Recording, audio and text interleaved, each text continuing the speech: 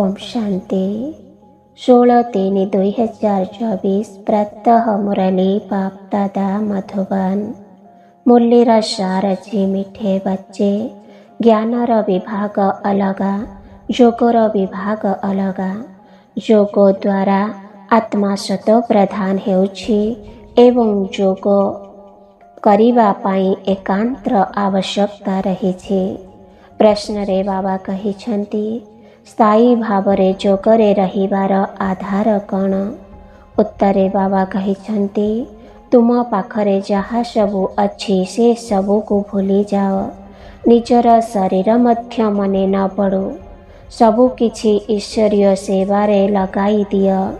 एही थिरे ही हेउछि मेहनत। एही त्याग द्वारा ही बाबांकर स्मृति स्थायी भावरे रही पारिब। तुमे जदि स्नेहर सहित बाबा को मने पकाइब तेबे बाबा मध्य तुमको मने पकाइबे। बाबा करेंट मध्य देवे।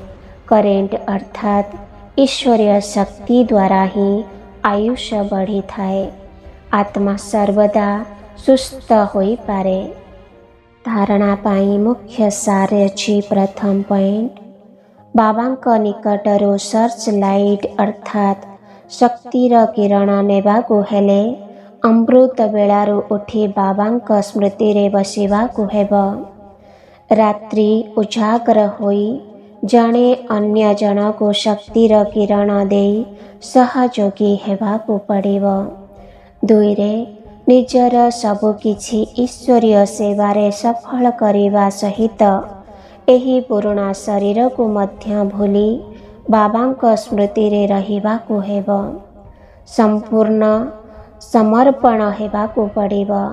देही अभिमानी होई रहिबार मेहनत करिबाकू पड़िब। वरदान रे बाबा कहिछन्ति स्वदर्शन चक्र द्वारा मायार सबु चक्र को अर्थात चक्रांतरो समाप्त करुथिबा माया जीत भव। विस्तार रे बाबा कहिछन्ति निजे निज को जानिबा अर्थात स्वर दर्शन हेबा एवं सृष्टि चक्रर ज्ञान को जानिबा अर्थात स्वदर्शन चक्रधारी हेबा।